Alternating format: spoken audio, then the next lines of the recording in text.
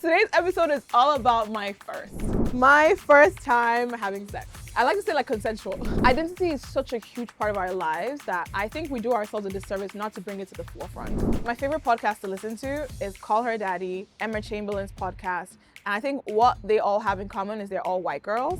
Like the kind of women who watch Call Her Daddy might not be the girls who have ever heard of Jackie Aina. One of my favorite things to remind folks who like watch creators who want to be in the space like entertainment space is never forget the secret to succeeding as a creator is making it look easy.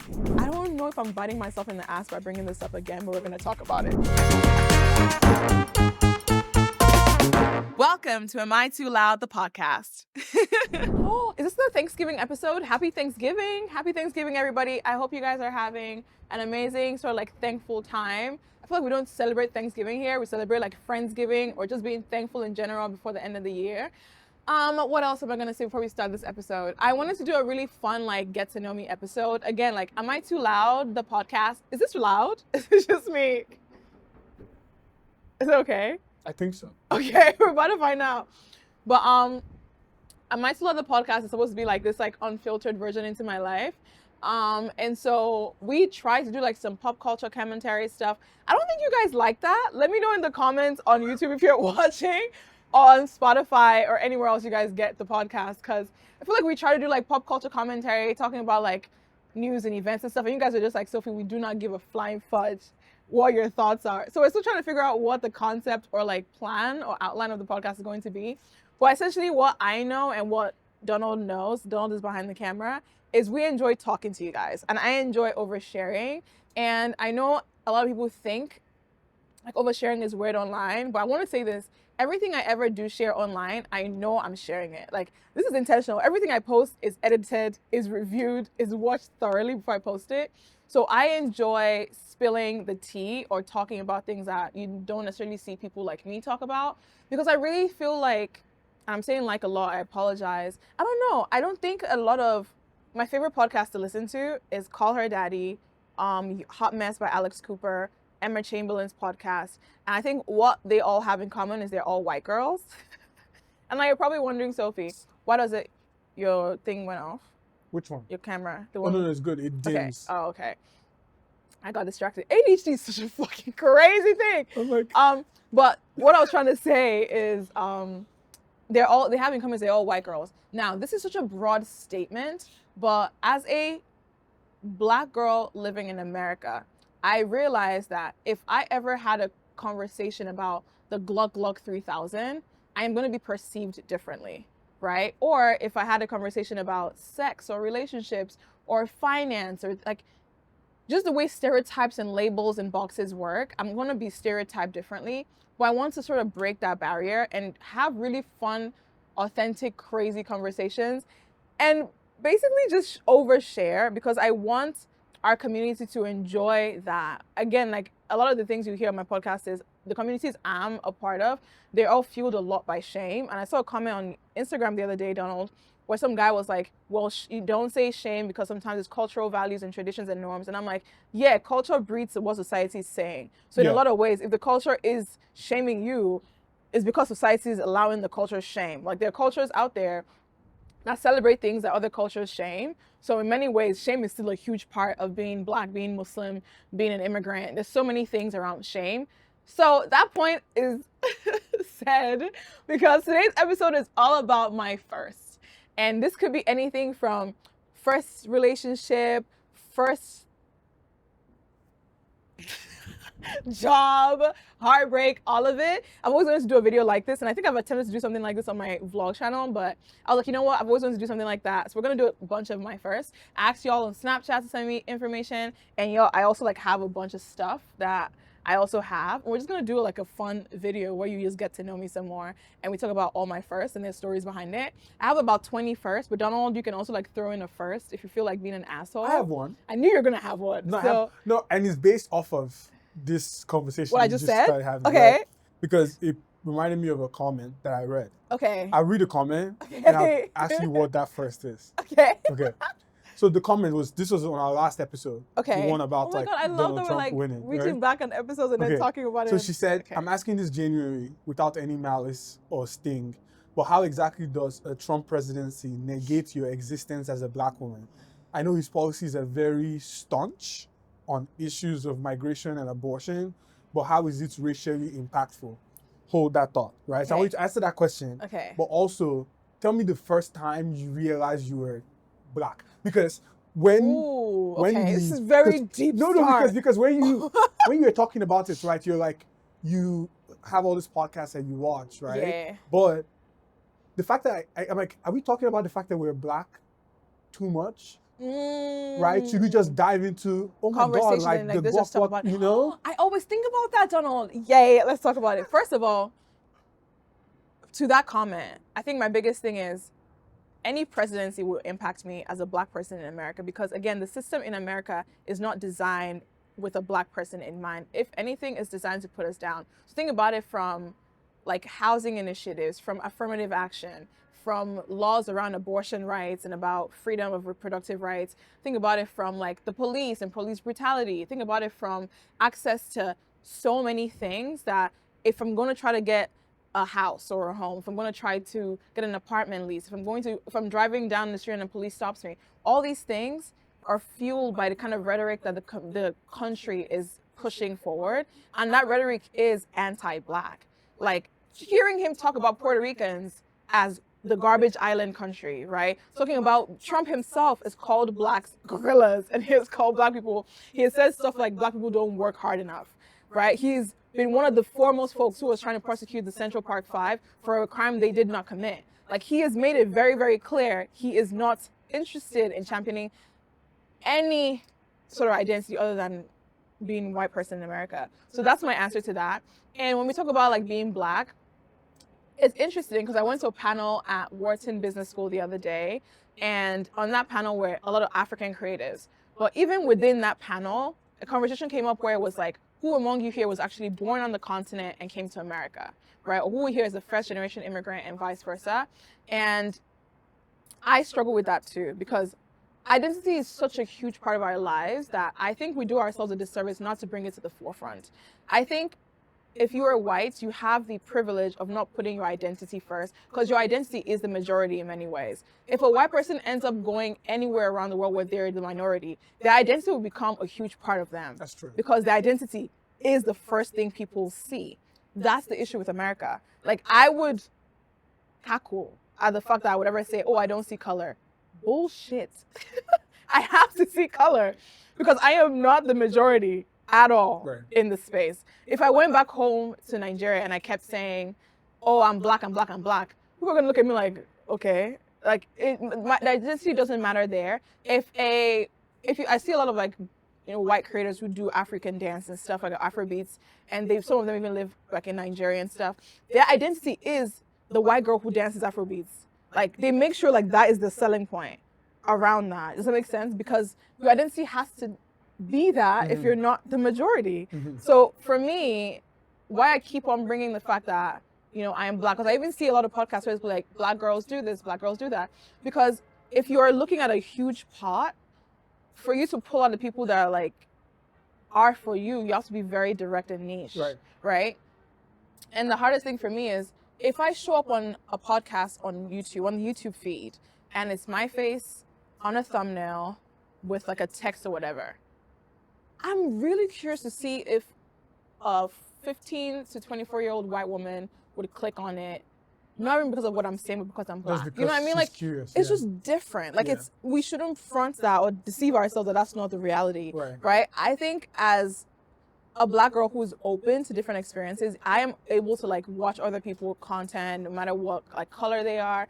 But I also know people who are like very much in their own echo chamber, which is not necessarily a bad thing, who only watch certain things, right? And that's also understandable. So there's a different, like the kind of women who watch Call Her Daddy might not be the girls who have ever heard of Jackie Aina. That's just a thing, right? But Jackie Aina is a huge part of the black girl experience in America here. You see what I mean? So like, it's different. So I also struggle with that too. And I don't want this podcast to be the black girl podcast because I'm more than my identity as a black girl. However, I will be remiss to not also bring up the fact that I am a black woman living in a majority white country, who's a minority here. So that identity plays a lot of factors in how I've been like position myself in spaces like this. Does that make sense? It does. Okay. So what was the first time? My first time what? First time you I thought think about I said the yourself as story black? already. So the first time I thought I was black was, okay, we're gonna get into it first. My first time that I realized I was black was in my first time in school. I went to school in West Virginia, Concord University. Campus beautiful, very, very gorgeous university. And we were filling out the forms for like getting to know each other. This was in 2014. And the question was, what's your race or ethnicity or whatever? That question we all get on forms. And it was like, you know, white or Caucasian ancestry, like black or African American, like all of that, like all the options. I feel like I never get past the black because that's what I take. I can't remember any other You're always option. number 2. Maybe you were always number 2. But every other option. And there was other. So at that point, this is 2014. I just came from Nigeria. I'm an immigrant. Logically for me, I wasn't black or African American because I didn't have an American passport. My understanding was you were black and African American if you live in America and you are an American in America who is African American. Why is it even a question?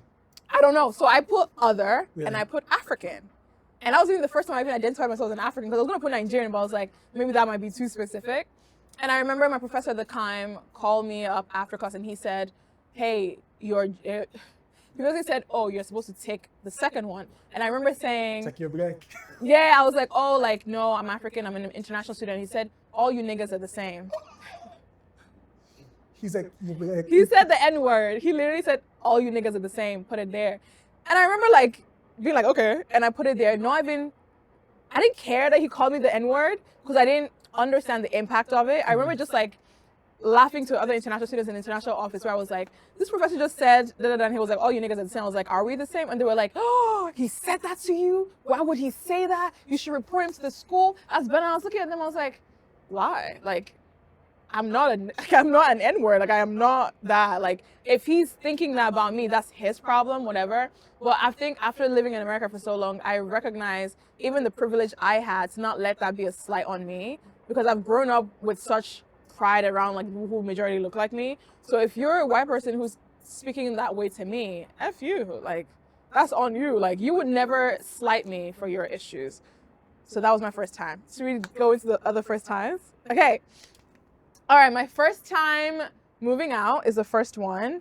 Because I'm an immigrant, I like talking about this. I'm gonna like share some more information. First time moving out was when I went to boarding school. I'm Nigerian, of a Nigerian descent, and I think it's very typical for you to send your kids to boarding school. And I think growing up, I really, like, if you've watched the first episode of the podcast where you get to know me a bit, I never wanted to be home. Like, my mom is like really, really close to my brother, and we're 10 years apart. And he was like my mom's child. So like he went to school everywhere where she was. He was maybe like 20, 30 minutes away from home every single time. And I think for the first time, once I was able to like start deciding where I wanted to go to school, my choice was far away. Like, I've always been that kid who was like, I need to go as far away as possible from home to build an identity for myself. And I ended up doing that. So I went to school, and that was the first time of moving out. But like officially, yeah, that was it. That's pretty much it. Yeah. He's like, Yeah, that was it. no, I mean, but That was it. That was it when I moved out. but boarding school, what was that like, right? Because Honestly, would you send your child to boarding school? Would I send my child to boarding school now? Knowing what you know. I think I am. Wait, I feel like you're one of those moms who send your child back to Nigeria to live there till they're like 18, Absolutely. 20. Why would you do that? I don't know if I would now. Uh-huh. If you'd asked me this question about 3-4 years ago, I might have said I would send my child home because, like, I think I held such value.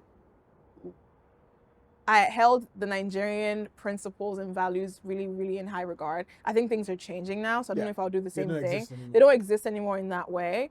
I don't know if I would send my kid to boarding school. I will say boarding school is very, very much like at the far end of the idea of tough love. You know what I mean? Like, a child in boarding school is a tough love, child. or is it just like nonchalant? No, it's tough love. You think so? I think so. I don't think there's love no, 'cause- ascribed to that. No. Because you're talking about boarding school where they beat your ass. No, I'm just talking about the fact that you send your child away. Yeah, but like you're also like teaching them to be adults. Because in and to America, grow it's up. like they call that camp.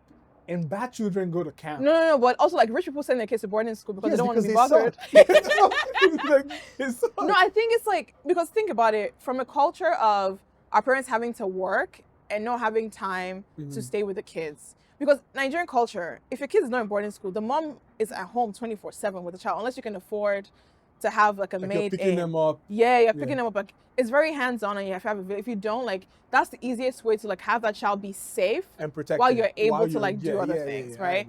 But I think the level of protection is what we call into question. Because I remember like when I was getting beat up in secondary school, like I was getting bullied, all those things, it felt like the norm. I think now we're getting to a point where people are like, that's terrible. Do not beat kids up. Even in boarding school. how it's handled, right? Yeah, like it's the kids like when you dying and I struggling. communicated to my mom and I was like, yo, I don't want to go back. And they're like, you're and going I'm back. crying. She's Yeah. like, don't worry, you just have 3 years. But what are you 3 talking years? about? It's crazy. But you know what's funny is like the moment I got to senior school, It was different. I was like, okay. Yeah. Because It's now it's like, I'm waiting to get to SS3 so I can you were one of those punish you. people. Yes. See, like 100%. it's so 100%. I'm like, I'm taking back my power.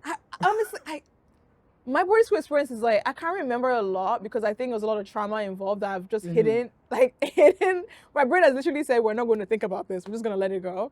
But yeah, that's my first time moving out. It shaped a lot of who I am today. I think it helped me be tough. It also like warped my thinking where I'm like, I'm a very independent person now. Like living alone, like going to America made sense because I went to boarding school. Right. So that leads into my first time. My first time traveling alone was technically when I went to law school back in Nigeria in a different state. But I feel like that was like my first time on a flight away from home. Again, I wanted to make sure I was far away from home. You got on a There flight? was a flight, yeah. There was like a 36,000 naira flight. From where to where? From Lagos to Kwara State. Oh, shit. Yeah, and that, if you're listening to this and you don't know where it is, yeah, it was not a private, okay. It was not a private jet? Why would it be a private jet? I'm just saying. It was like not airpiece, like air something. And then I'll use that. But officially, like my longest distance was when I first came to America, which was in 2014. That flight from Lagos, Nigeria to JFK was actually where I came to. Did you come with full Dana, circle. No, I actually came with Emirates. Okay. We got money and we didn't. But it was like when flights were not that expensive then, $500 to $700. Yeah. But it was a stop in Abu Dhabi. So like I stopped in Abu Dhabi, I walked around. I remember like walking around with like my little carry-on, 17-year-old Sophie, just looking around like. You were alone? I was alone. I traveled alone. When I tell you, first time ever leaving like home, finally like fully for that long flight, making sure I got my other flight. And when my mom that changes you though. When my mom talks to me now about how I'm so independent, I look at her like, you did all these things. Like you made me this woman today. You did it, yeah. I did, like you trusted me enough to know that I could get on a flight by myself to go to a whole different country to see, like, of course I was coming here to meet my uncle, so there was like some connection there. But for the most part, I was alone on that like 24, 26 hour long flight. In a foreign country. I didn't know, it was terrifying, but I feel like I had prepared for that because I went to boarding school, because I went out of state for uni for a year. Your bunk yourself. I figured it out. Yeah. And I've always been I'll figure it out, like no matter what. So I think that's why I also would say like I enjoy boarding school. I enjoy like being alone because I didn't have to lean on anyone. And because I saw my mom and my brother be such a partnership with each other, I felt like I couldn't bother. So I just had to figure it out. I need to go to therapy. Did you watch Home Alone? Yeah, I was oh my God, I related so hard. Okay. So hard to Home Alone. Because even like growing up for me, if you guys don't know this, growing up for me was interesting because my mom was the big mummy.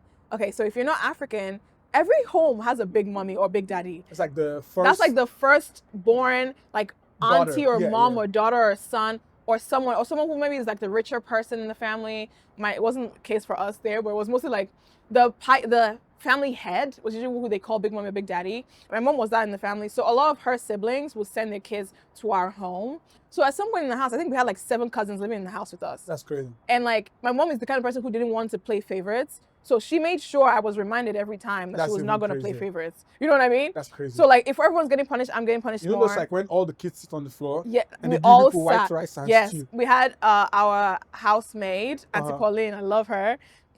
after school, we're all coming back home from school, all sitting down, we're all sharing the plate of food. Mommy comes back late at night. Big mommy is here. Big mommy is here. Greets everybody. Mommy go like.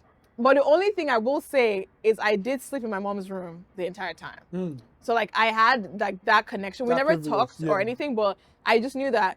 But also for me, I was sleeping in her room, but everybody else had their room. Mhm. You know what I mean? So I didn't even have an identity to stand on. Like I didn't have like my space. It was like my mommy's room, and like I would leave my mom's room to go get my clothes in my cousin's rooms, where it was technically my house.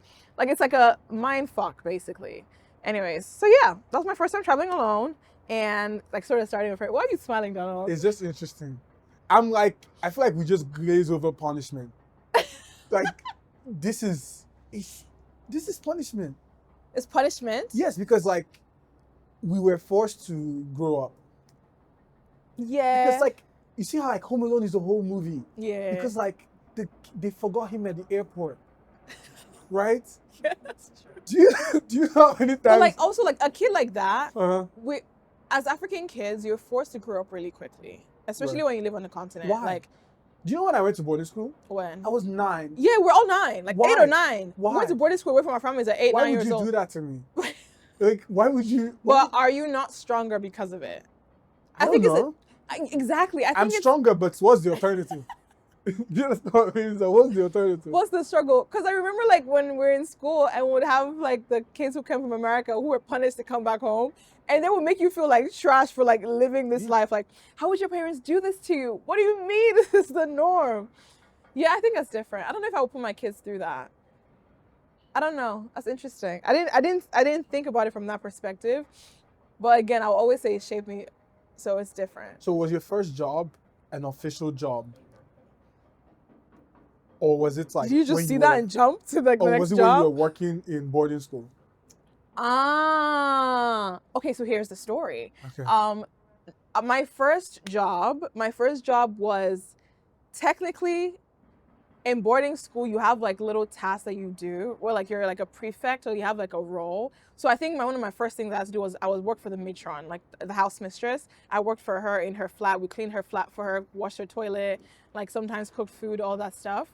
But I will say technically my first job in America when I moved here was to be a resident assistant. So I worked as like the similar like house mistress vibe because of boarding school here in America. My first big girl job was when I worked for a nonprofit in DC. I have a master's in peace and conflict studies. So I work for a nonprofit in DC as a communications strategist. So that was like my first big girl job. Well, your actual first job Well, was actually, when you were fetching water for prefects. yeah. And you're ironing clothes so you can get No, small what is favor and your protection. thing with You these were two- exchanging labor for protection. To me, that is an economy that works. You make us seem like that is true though. Yeah. Yeah, Akara I was feel that. valuable. Akara is crazy. No, because if I think about it, that is true. Like Yeah. for the most part, that was my first job. But I will say, like, I had to also like I braided hair under the table in college. I I like would make food for people to like make money. Yeah. I've had like menial jobs here and there, but for the most part, that was my first job. Okay, let's see. My first major failure. I have not really had a lot of major failures ever, I don't think. Like I don't think it's my I don't think I've had a lot of major failures. You have a failure? No, I'm trying to think of your failures. I know, right? I was like, but I've not had a lot of major failures, but I also tend to, if I'm being honest, I don't think I've had a lot of failures because I don't think I've allowed myself to take a lot of risks. I don't think so. I think it's so valid. I so disagree. You think I take a lot of risks? Oh my God. I disagree. don't. No, I don't. Your existence is a risk. No, it's true though. Right? Do you 'Cause, like, think that? let's bring it back to the whole black thing, right? Okay. Being black is a risk. Right? It's like dreaming black is a risk. Okay. Because it's like there's no guarantee. Right? And you're constantly failing because you're constantly hearing no's as you're going, but you keep going. Like you take so like, bro, like your life, the fact that like you're putting this out, right? And putting all these things that we share, sharing is a risk. Right? Okay. And let's even talk about financial aspect, right? Yeah. All the constant investments that we're constantly doing. Even the fact that like, why are we not here? Like, if we wanted fucking security, we would not be doing this podcast in the middle of the day at 1 p.m. That's true. We would like apply, quitting your job. That's true. Yeah. That's true. Moving to America. Like, you know what I mean? Okay, well, when you say it like that, I feel like, yeah. I think the important thing here Okay. is the relationship to failure and how we look at failure. Yeah, Because I don't think failure is a bad thing. it's not. It sucks in the moment. It It's does. very bad. I'm feeling very much failure. You know, Like, I'm yes, feeling like right it now. sucks. Like it's very hard because it's Yeah. like, especially because when you take risks, you're trusting your instincts. Mhm. And when that thing results to some version of failure, it's hard Yeah. to battle with the fact that like you trusted yourself And now this is what happened. and this will happen. That's but you true. have to learn from it. Okay. I think that's pretty valid. I'm actually speechless. I have nothing to say to that because I've not thought about it in that way. Uh-huh. When I saw like the list of we created and I thought about my failure, I didn't think I took enough risks. I think of failure as like a huge investment in something. But then I realized I actually have a lot of investments out there that I think I like to have my walls up already, where I tell myself, if this fails, it's okay. Mm-hmm. So I think maybe that is why I don't think I've ever had a major failure, because I don't allow myself to think about the risks I've taken as things are going to fail. If anything, if they're not succeeding in the way or at the rate that I want them to, they've not failed because I'm going to keep trying. Right. And I think that is a different mindset that might be helping me stay afloat and stay sane. Right. So, for example, I've been wanting to be a YouTuber for the longest time. Like, if anyone knows me, I talk about loving YouTube so much. And I've created 3 channels now. I'm constantly posting on YouTube. And I would have said, I hate this, it's not working, but I'm constantly improving and researching and learning. And when I think about it, I'm like, okay, well, I'm constantly trying. Mm-hmm. So there is no failure because I'm not letting it go. And I don't think I've ever not done something until I was done with it. Like, I don't think I've allowed myself fail at anything. Right. If I don't even think I would never try. Like, I always would try. And then if it doesn't work out, it didn't work out. But I don't think I've actually even gotten to where it never worked out before. Right. Interesting. I did not know I did that. Yeah, because I think when you think about risk, I think some people take risks, but like you have to be educated and calculated to some extent. To some right? extent, that is true. Because you can't just like risk it all, right? It's like, risky. yeah, Like, your body risky. That is true. I thought you were singing the Victoni one. Oh, risk. How did you get to your body risky? That's not what we're talking about. But you're right. We're gonna do a whole episode on failure because there's really a lot to unpack about like my relationship with failure. I will cry too for that episode. So stay tuned for that, you guys. All right. Moving on, my first business idea. This I think like relates to my idea of failure because I have struggled with this a bit. I don't think I am ready to launch a business. And my biggest thing with that is that I think might be my ultimate risk. Like, don't know why you're smirking behind the camera. Okay, so guys. Saying that as like someone who does not consider YouTube and social media and all this stuff a business. It is my business. I know that. Right. But I mean like having something tangible to hold to say this is mine. I don't think I'm ready to take that risk yet and do it. And I've heard so many people tell me, you need to start a merch line, you need to start doing this, you need to put your money into something, build a business, do this thing. And I'm like, that is such a risky thing for me to think of starting.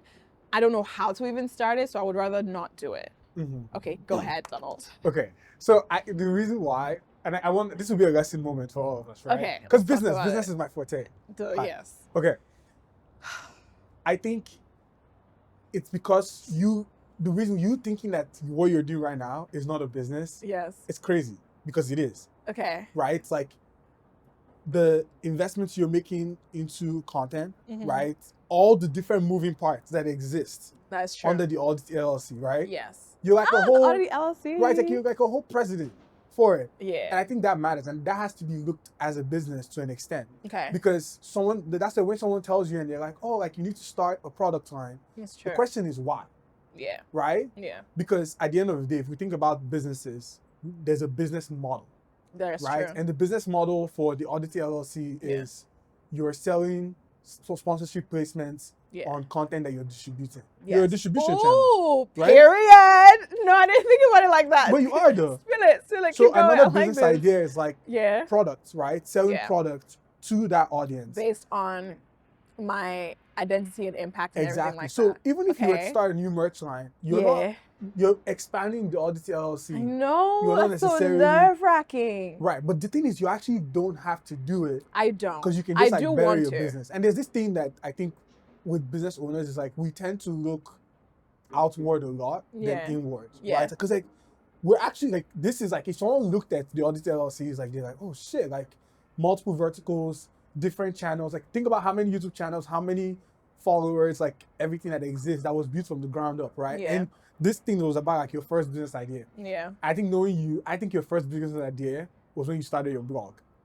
That is true. Oh, stop it. Don't know, you're making me like think I'm gonna cry. You see what I mean? Yeah. Okay. When you think about it from that perspective, it makes sense.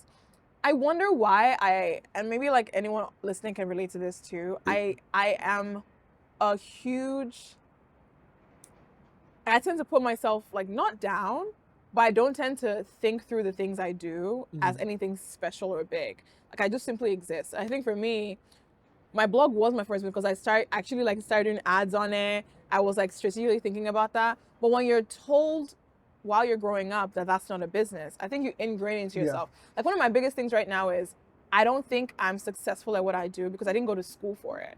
And that's something that I had to actually go through 2 years of therapy for. My idea of success was the fact that I got a job in DC at a nonprofit. I got a 9-to-5. That is what I was supposed to do because I went to school for freaking 16 years for that shit. You know what I mean? Like I've been told I need to get all A's, no B's, to make it work. And so for me now, having a career in entertainment where I'm supposed to make people laugh, create skits, do a video, be entertaining, do the.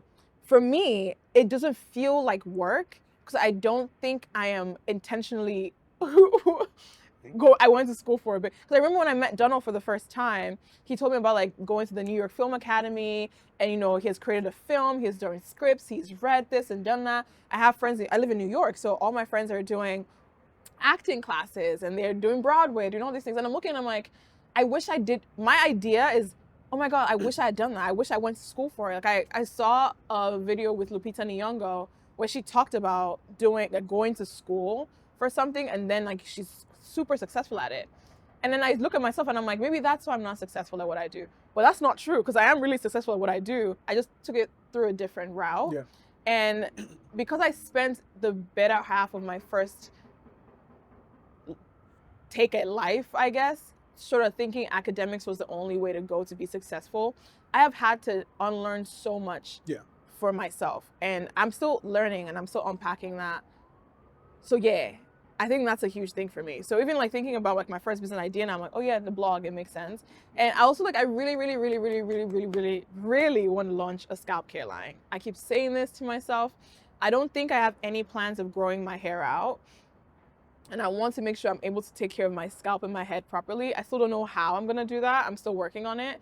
But I think if I'm ever gonna do a business venture, that would be like long lasting. That would be it. And also like merch, like wearing things. I have a lot of dreams. And I think my biggest hurdle right now is believing in myself enough to know I can achieve it. And I believe in the things I've already done. Like I can sit down, pull up a camera and do a vlog. I can do that. But to put myself in the CEO, let's have investors come in, all that stuff freaks me out. But I'm growing and I'm learning and I'm really nervous about it. But I think it's coming up really soon.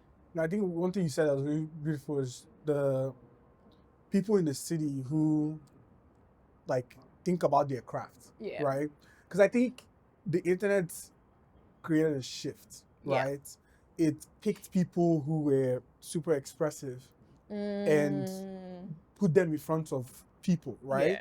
And I think because that audience came and fell in love with you, the element of like, oh, like this is actually a craft that I have to perfect, right? Think about all the creators that we actually love. Liza, Bats, like all those creators. Like their craft, like but they also like they learned for it. They like they taught themselves. Right, but that's because I feel like they were like Vine. Yeah. right? But even Vine was like, it was hard. Like Yeah. you actually had to, for you to have something that would get a lot of loops, Yeah. you actually had to think, you had to work on your craft. But those people were, they were actors, they were people who like wanted to be in the industry. One of my favorite things to remind folks who like watch creators who want to be in the space, like entertainment space, is never forget the secret to succeeding as a creator is making it look easy. Yeah. You have to remember that. Like, making it look easy doesn't necessarily mean it is easy. Like, sitting here right now, like talking to you, like I have my iPad, so you know I'm reading stuff. But if I didn't have my iPad and I just came on and I was like, oh my God, you guys, we're gonna talk about my first today and my first time, da da da da, I could make it a whole thing, right?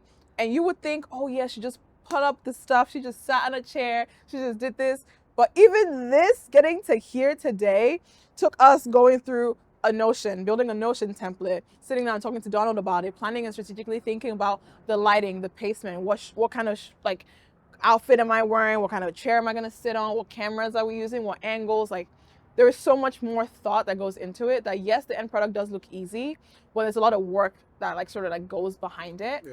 And so I definitely want to remind myself of that sometimes. Like, it's okay to allow myself still learn because there's so much to learn. And I'm also so young. I'm in that headspace now at 27 where everybody keeps telling you, you're growing older, what's next? And I'm like, some of the biggest people I know got like their start at 40, 45, 35, 50, 60 even, right? It's crazy that we're in our 20s. We're in our 20s. I always have to remind myself that like, most people say, oh, businesses don't survive 2 years, 3 years. Yeah. And I've been doing this since 2017. Do you know what I mean? Like, we're out here like grinding, constantly thinking. You see how it gets better. You see the opportunities. You see, okay, as long as I stay focused and I keep going. As long as you stay focused. And I think that's why it's important to me to have these sort of like thoughts and like just speaking it out.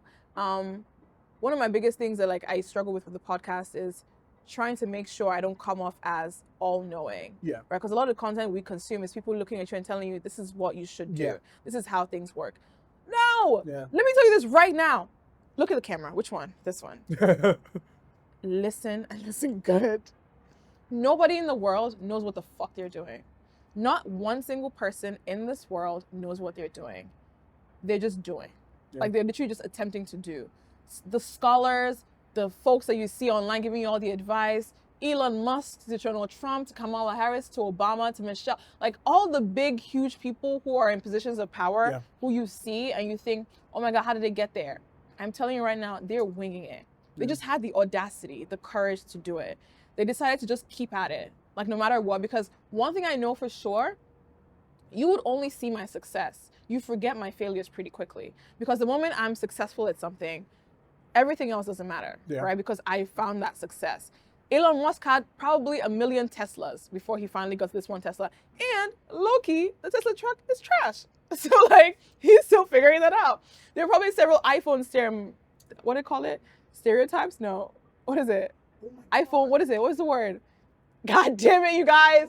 iPhone, prototypes. And for me, that shows that we sometimes forget that people fail to be successful, but they keep at it. So like my thing now, especially with like, I know I bring this up almost all the time with YouTube, is I'm gonna keep at it because I'm gonna find that recipe that works. And when it works, you're gonna forget that I ever spoke about how I couldn't figure it out, because all you've seen is I figured it out. So I hope if you're ever watching my podcast, you remember to allow yourself try and keep going at it. Like no matter what, even if it takes 20 years, 30 years, 40 years, you're not a failure.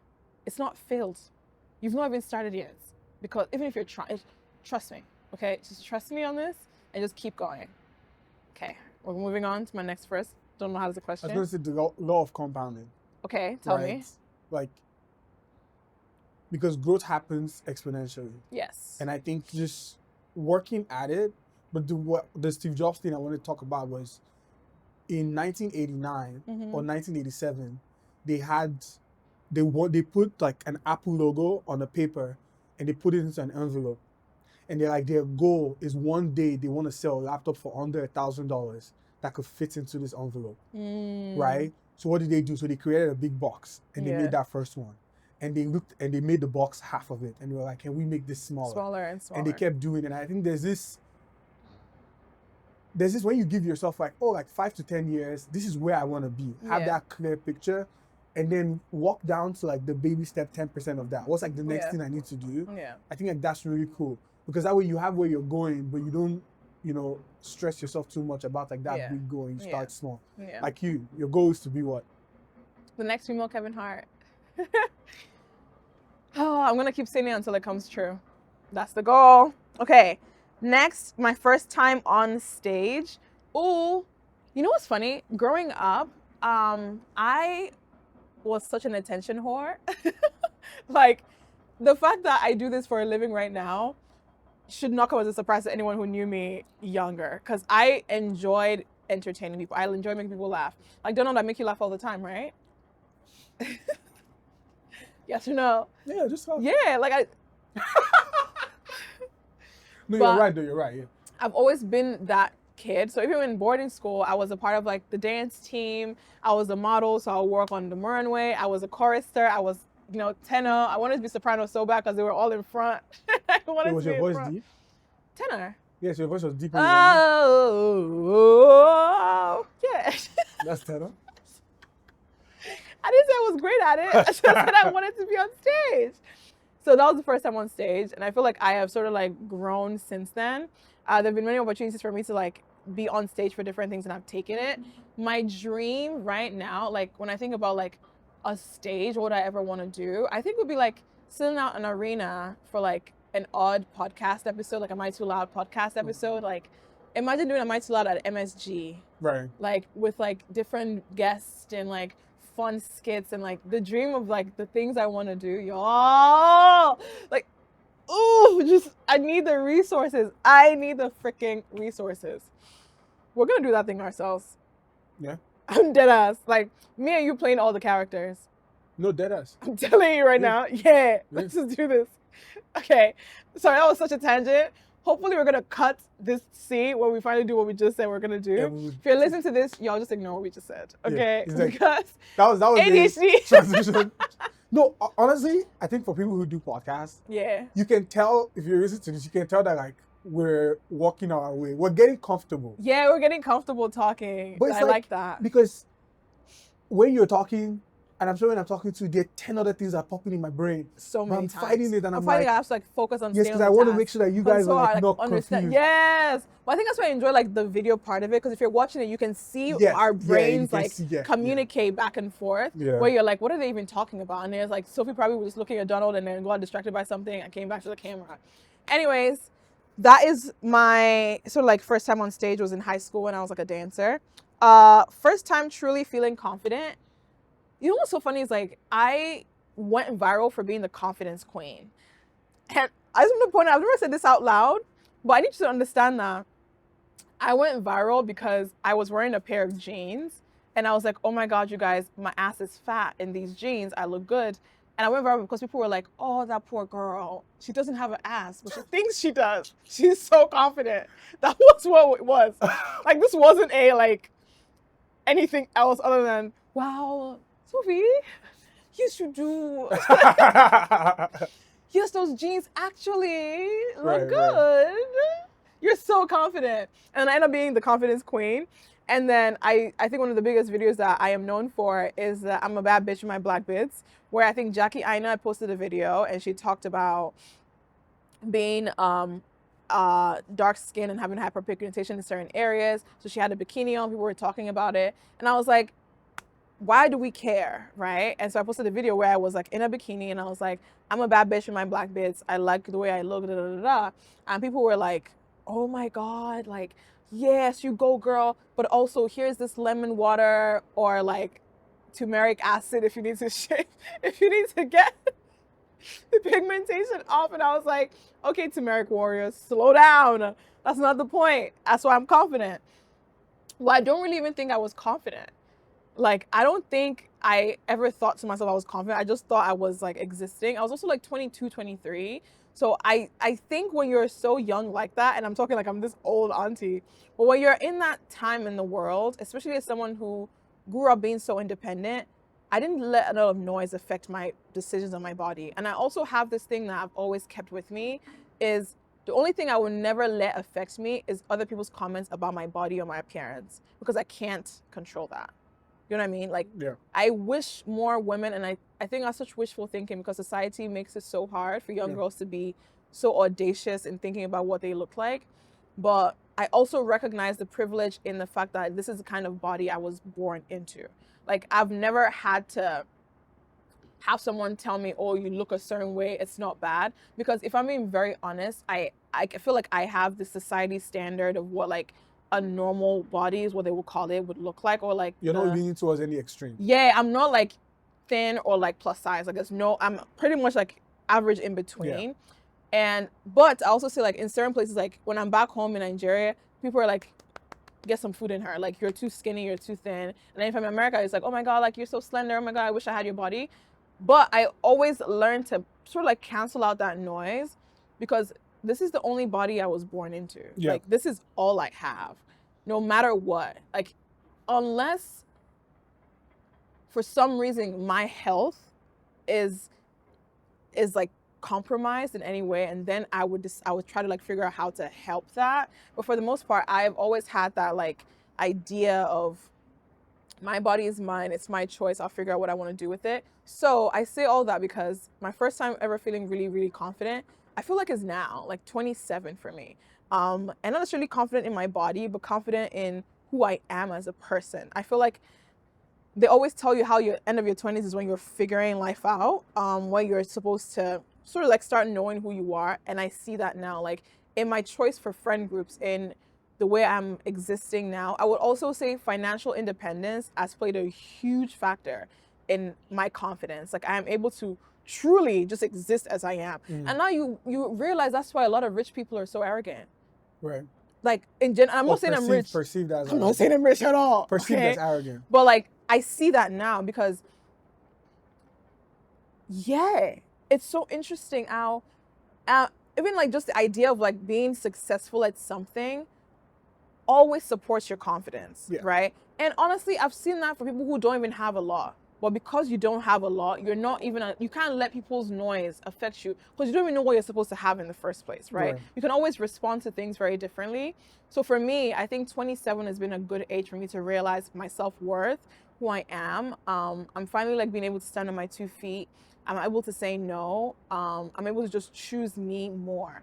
And I'm so excited because I've heard 30 to 35 is that age where you're able to execute even more. So like, I'm like, okay, I can't wait to like continue to feel this way and feel proud of myself because I've come so far. Like, I can't imagine somebody right now telling me something about my appearance, about me, that would affect me so negatively that I would choose to change it. Because if I've lived my life so far a certain way, who are you to come project anything onto me? You know what I mean? Right.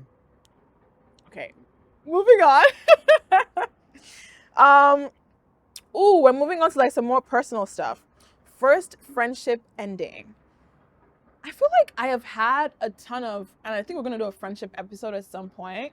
I have had a ton of friendships that have ended. I want to say something. Tell me. And the last part. I knew I was waiting for something to say. You just look like you were trying to say something, Donald. No, because I agreed with 90% of what you said. Tell me the other 10%. The part about people saying like the end of your 20s when you figure out like I wouldn't say maybe not figure out. Yeah, I don't know. I just feel like this might be different for people. Like, I feel like growing up, there was a foreign relationship between me and my body, right? Okay. Like, because there's the person you want to be, there's who you're becoming, right? Yes. And then there are the factors that exist in your life, in between, right? Like the financial and all those things. Yeah. I think like I see life as you're walking with these 3 different elements, and y'all are like doing this check and balance like every single time, right? So I feel like when you're 35, you would have like a different set of challenges that your body has not experienced. Because at the end of the day, right, you're growing older, so these experiences have not happened. I don't have a person who I want to become. Okay. Once you said that, I know. Okay. That's interesting. I know. The moment you said that, that's why I don't know if you saw my face. I paused and I started thinking about it. Is it become or becoming? I don't have that. Huh. I don't. That's interesting. I know. No, but think about it though, because your goals, right, of the career and the life that you want in certain areas, right? Let's talk about career, for example. that version of that person Yeah. is. I can't visualize that. But that person is different from this person, right? Okay. 10 years more experience, right? Yeah. Is able to attack challenges I based wonder off maybe of this is these why experiences. I'm struggling with manifestation right now. Because remember I told you about the same thing when we are talking about like the presidential episode where I was like I couldn't visualize a certain thing Right. happening. I have never been like this moment in time right now, me with this podcast sitting here, I never visualized it this way. I never visualized myself living in New York. That's interesting. However, if anything pushes me to think about it, I do it. Does that make sense? Like, I don't see I don't know how to explain it. I don't have anything I'm aspiring to. Because maybe, and this, I need to figure out why. I'm just literally just spitballing out here right now. Maybe that is because I don't want to fail at it. Could that be why? Could it be because yes, like, because is it a protection thing? If you set the expectation, then you have the to do blow it. would be harder. Yes. Yeah. I don't let myself. And you have set to train expectation. yourself for that blow. Yes. Yeah. I think that is my biggest thing. It's like, for example, I imagine you probably don't have a vision of like a family and marriage and all those things yet. Because I can't imagine the moment it. you do that, it's not. you know what I mean? The moment you do that, it's like, so yeah, I do the same. People ask me like, oh, like when do you think you're gonna get married? My bro, not giving it a thought at all. I admire people who have those but then I also understand now why I don't feel as attached to certain outcomes because I don't have expectations. Yeah. Talk to me about this. Give me a second. Let me cook. Let us cook right now. This is such a good episode. Because I never thought about it that way, but that is so true. I don't think I've ever even thought about it that way before. You know what I am literally, you see the dread. I don't even have an idea of what I want love to look like. Right. I've never had an idea of what I think success should look like because I don't ever want to envision what that is and think to myself, let's get there. Right. Now, I wonder if maybe that is also a huge part of why I am successful because I'm just doing it as I go. There's no risk involved. There is risk, but I'm not thinking about it as a risk. Right. Like running the marathon, I didn't visualize it. In fact, I had anxiety up to that point. And I think this is the thing, right? And it's the lesson of people because the sun is coming out, y'all. I feel like it can work either way. Yes. Right? But the element of visualizing, because you said the podcast, since the day you've told me you wanted to make a podcast, I've seen it in my head. Yeah, I never saw it. Right? Because even this setup was random off the cuff. Yes. But like I do trust myself in knowing that in the moment. It works. Like once I think about it, I do it, I say it, I move on with it. Yeah. The podcast took so long because I kept trying to second guess what I already thought I knew. There's a feeling you're looking for. There's a feeling I'm looking for. Yeah. I wonder what would happen when I start building past that to see. Okay, we're gonna move on because I don't want the sun to get all the way through here. So first time friendship ending, we're gonna go back to that now. I've had a lot of friendship ending, but I think I would say the most important or like, the most pivotal friendship I think that ended for me was a friend of mine who, this was in college, who looked me in the eye and said, she can't be friends with me anymore because she was jealous of me. And that was the first time I'd ever had a friendship end, not because there was no love or care for each other, but because I wasn't good for that person. Yeah. So when we talk about even visualizing success and everything like that, there's been a lot of times in my life with friendships where I realized that sometimes you're not good for the other person, and that's okay. And that entire situation, we'll talk about it more when we unpack a friendship episode when we talk about it. I don't agree, but okay. You don't agree? I don't agree, but that's because like I believe I'm a fighter. And I believe people should be fighters. Oh yes, but not everybody is. And those people that don't fight, they suck. And that's the reason why they have to go. No! We're talking about that in a different episode, but that's my answer to that. First controversy online. Oh my freaking God. Let us talk about this episode. Let us talk about this real quick. Honestly, I'm experiencing this one with you guys because I don't know about the Twitter phase. Yo! Hey, yo! Okay.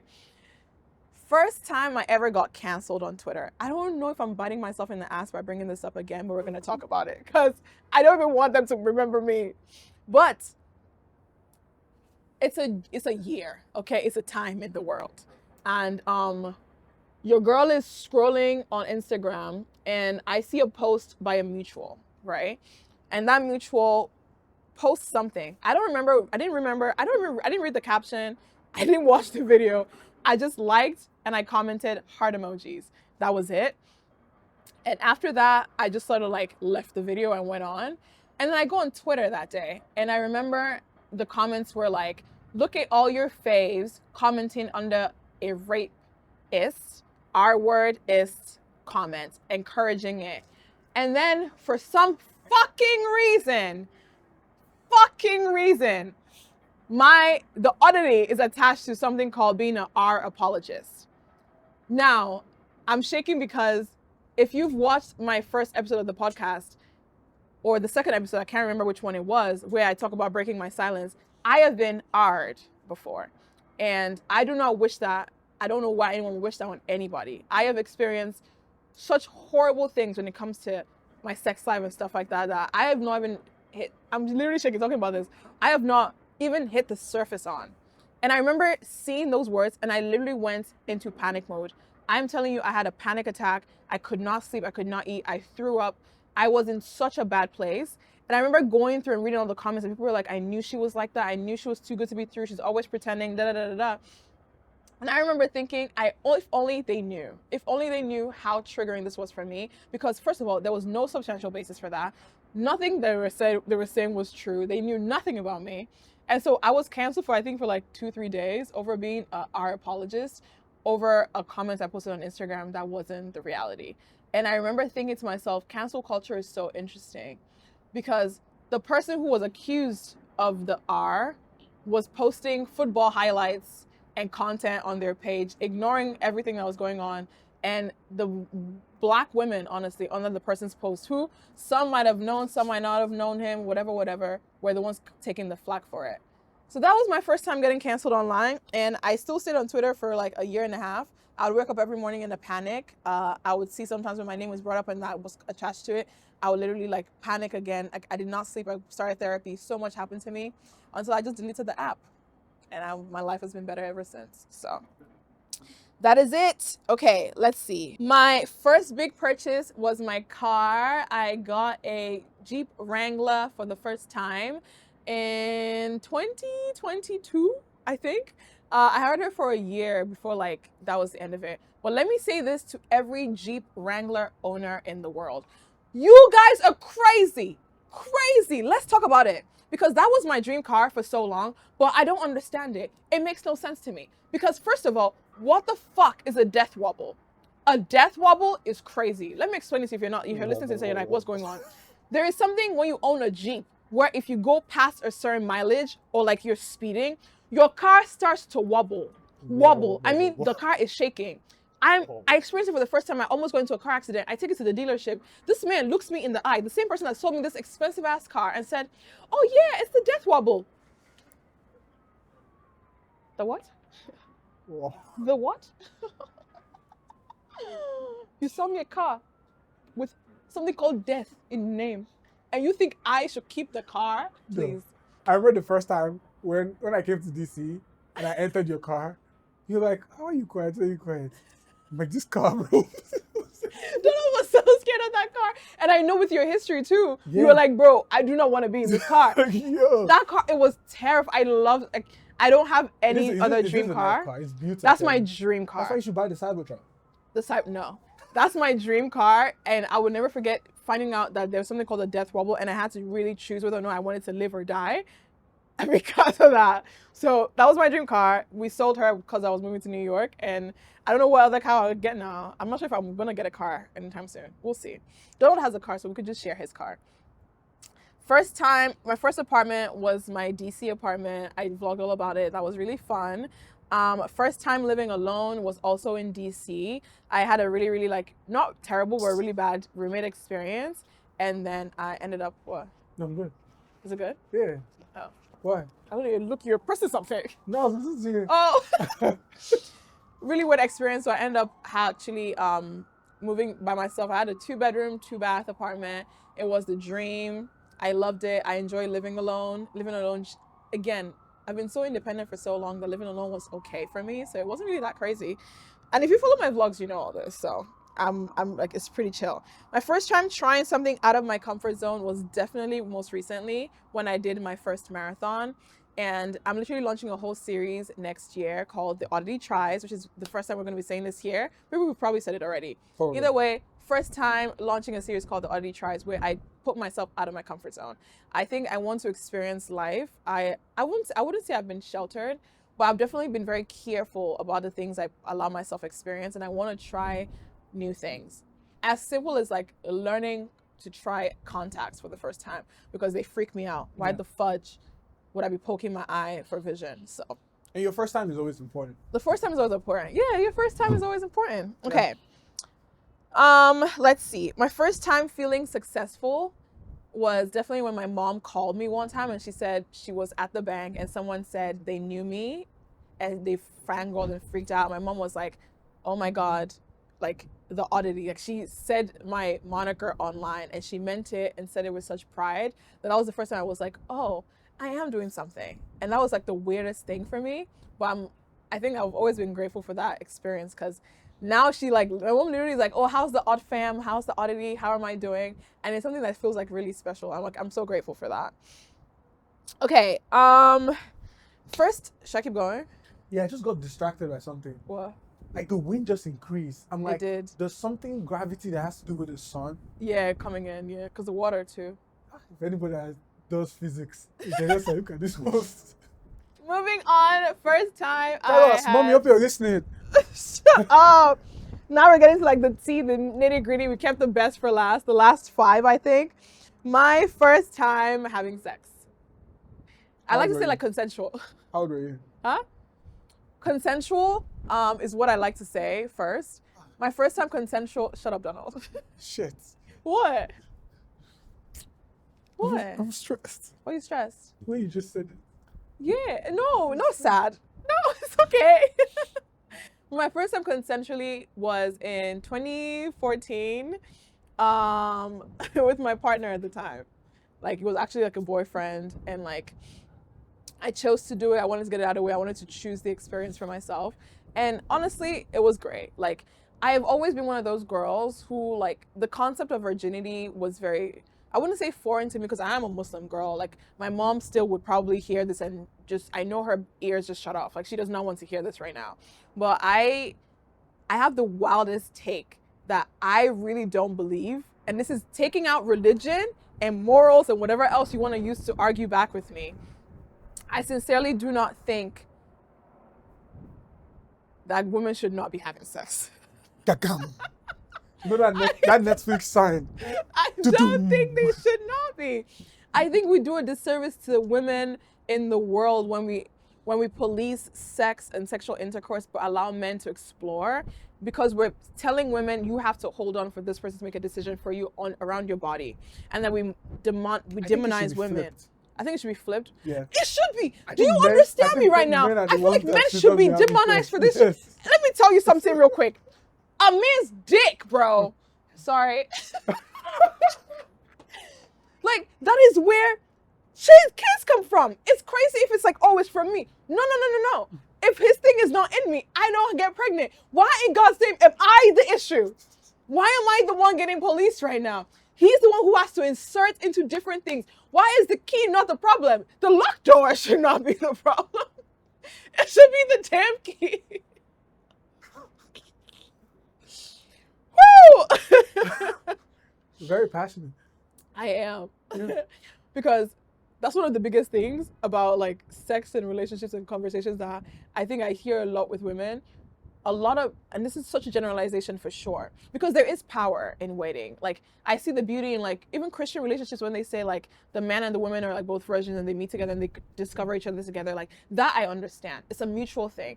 The whole balance of like, oh wait, he can have 50 million bodies but she can now have one is crazy to me. It's crazy. But we'll talk about that when we talk about a full virginity and everything episode. But done. First kiss. Honestly, I probably lied to a bunch of boys and girls about when my first kiss was. I'm not gonna lie to y'all. I can't remember. It was nothing special. If you were my first kiss and I told you my first kiss, hi. I was never the kind of person who put a lot of power into like those experiences. Like, first boyfriend, first girlfriend, first this and that. Like, I think I wanted to get it over with. I hate when things are made so big that they get too dramatized. Like, just get it over with. So technically, every time you kissed a boy, it was your first time you kissed that boy. Yes. That counts. Oh, girl. Girl.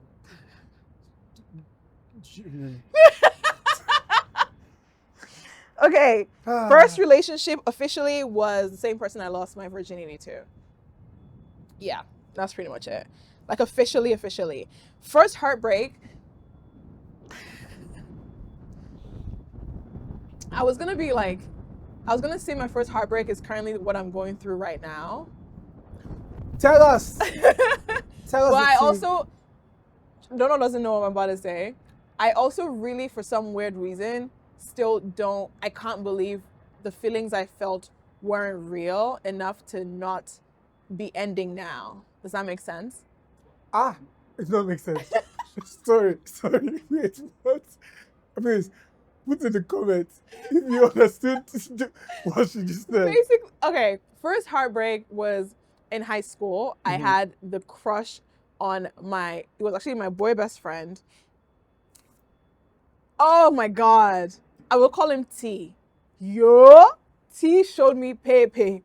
I'm telling you, he showed me so much. Remember, as we say shiggy. I'm telling you, like, we were best friends the entirety of high school. I found out I had feelings for him.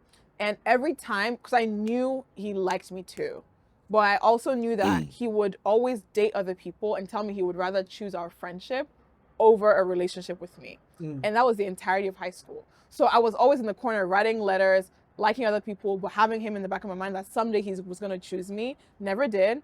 And now as I think about that, that feels very similar to what I'm dealing with right now. And if I think about it, I have not allowed myself care for someone that freely because he was the friend who I told everything to. Like, unashamedly, like, he knew everything about me. Like, we would talk for hours about the most random thing, family, life, all that stuff. And like, a similar situation was happening recently where it was the same thing. Like, they know me as me. Like, I didn't have anything, and that same situation is happening now where it's like, no, I would rather not. Well, in between him and this particular situation now, there's been a lot of shit that I've done. So I'm like, karma is a fucking bitch to me right now. Karma is such a bitch. And that's okay. That's all we're gonna say about that. First time being ghosted. I've never been ghosted. I don't think I've ever been ghosted. Because I feel like you wouldn't ever want to let me out of your life if you're with me. Last thing. Stand on it. And my first love is my mom. Is she? Shut up. First is my mom. Wow. This came to a very cold end. No. I mean, actually, let me slow down. I'm rushing because if y'all don't know, we shoot the podcast on my balcony and the sun is coming out. So I'm trying to be very careful of lighting. But at the same time, if you're listening to this, then I want you to have the same experience. So I don't want to rush this ending. My first love. I can argue that I have been in love once. In love once. I have loved a lot of times. But fully in love to where, like, for the first time in my life, I said to myself, this is the person I am going to marry. And like everyone around me could tell how serious I was very, very recent for me. And I don't want to say that's my first love though, because I feel like I don't want to negate all the experiences I've ever felt with other people. But why not? Huh? Why not? Why did you want to negate it? Because I feel like I don't want to. I feel like they've all sort of like made me who I am at this point. Like, one of the most special people in my life. Like we've had love for each other. You know what I mean? And I'm the person. This is like a weird ending, isn't it? I enjoy falling in love, or I enjoy loving people. Like I am the girl who is honest about her feelings. I thought I saw a bug. I don't think bugs can fly this high. No, you would be surprised. Sorry to interrupt y'all. I love love. I love the risk of love. If you ever think about like not taking risks, I'm the girl who like I could meet you in 3 days and be like I love you. Like I am that girl. I wear my heart on my sleeve. However, there will be people who would tell you that's not true, and I can be very cagey and have my walls up too. But if I am simply existing as me, I do fall in love a lot. So, or if I like to love a lot. What was the question? The first love. No, I think what you're saying makes sense, right? Yeah, Do you believe in soulmates? I do. Okay. But I don't believe in one soulmate. Yes. I think like this is I don't know if we're gonna cut this out, but I like to tell Donald that I feel like me and him were soulmates. Mm-hmm. Like I believe in like a yin and yang with people. I think people come into your life and you can understand how they'll be there for a really long time because you were meant to meet. You know what I mean? You were meant to be in sync. Like you're just so in sync that it works well. Like I say Like that soul a lot. ties. Like soul ties. That's the word for it. So I feel like honestly, the only other person who I would say is like my soul tie is Mr. Sophie. And if you're listening to this, Mr. Sophie is someone in my past that I think was the closest thing to like person I put online in a very, very, very, very like interesting way. And that's a person who like is literally my best friend. Like I can tell Mr. Sophie anything and like will always have my back. Right. Like no matter what. And I don't take that love for granted. I don't take that love for anything other than like just what we are and what we were. So I think maybe I would say Mr. Sophie is my first love then. Like in that way of like with no matter what's ever happened with us, that person has a part of my soul. Not necessarily like it's half or whatever, but like that person has a part of me that they would always have no matter what. And first time in love though is very, very recent. And it's terrifying how I feel about the situation. Like I don't know what to do. Do you think the older we get, Yeah, you're going to be a little less accepting of that level of love? Because I've never accepted love before this. Okay. I think now is when I am accepting. So I was never open to falling in love in that way. But it's weird I say that now because I feel like there are people who are listening to this who have been with me in the past who probably would think, oh, I'm a liar and a bitch, because I definitely communicated otherwise. But I unfortunately think back to those relationships and realize I tend to tell people things. I'm so toxic. I tended to tell people things I felt in the moment without thinking through them to appease the situation. And I think now, because I am so sure of myself now, I am allowing myself to be open to different experiences, or at least to recognize where I am in my life and my love life, to be able to like do things differently. If that makes any sense whatsoever. I think So trying cryptic. to make that to make sense is... Yeah. I also think because I don't necessarily want to talk about my relationship status online or talk about like affection or love in that way, it's hard for me to also like make this make sense. You know what I mean? I hope to God at some point in the future, I'm able to properly talk to you guys about a love that I will say this. The love I felt very recently felt like the kind of love that would destroy me. And that made me very excited because I never felt like I'd given anyone else that power ever to break my heart. And I think they're currently breaking my heart now. I'm not sure what's happening. And I'm curious to see how I navigate it. Right. Or if I let it happen anyways. Because if I feel devastated about something in that way, I don't know how I'd feel. I don't know. I'm curious. I like it. I think life is fun. You'd survive, but it's scary because the thought that like you could have a situation like that end. Yeah. And then 2 weeks later, step out of your house and be ambushed by a different level of that same love again. Yeah, it's scary. It's because then like when people have conversations and they're like, oh, this is your person, it's like, how do you compute and be like, oh yes, let me sit? Yeah. Very hard. So interesting. I don't know, you guys. Gosh, I can't wait to talk about it. I'm telling you. But right now, I would say, I will say this random before we end the podcast. my ability to guard my heart is also like the hardest thing for me. And I recognize that. Like, I think it's not the best thing that I can feel heartbreak and I can also be like, oh, but I'll be okay. Mm-hmm. You know what I mean? I want to get to a point where I allow myself feel these emotions or I don't close it off. So I'm trying to experience this differently. That's what I would say. And we're going to just end the podcast there because we're trying too hard to try to like make it make sense without not saying a lot. This is your first heartbreak. Technically.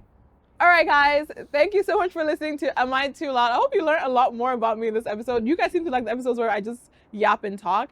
The lighting is crazy right now because the sun is out. If you can see this, I'm probably overexposed. If you're listening on Spotify, Probably not though. hi. Okay, well, I love you guys so much. I will see you in the next episode. Was I too loud? Absolutely no. Bye, guys.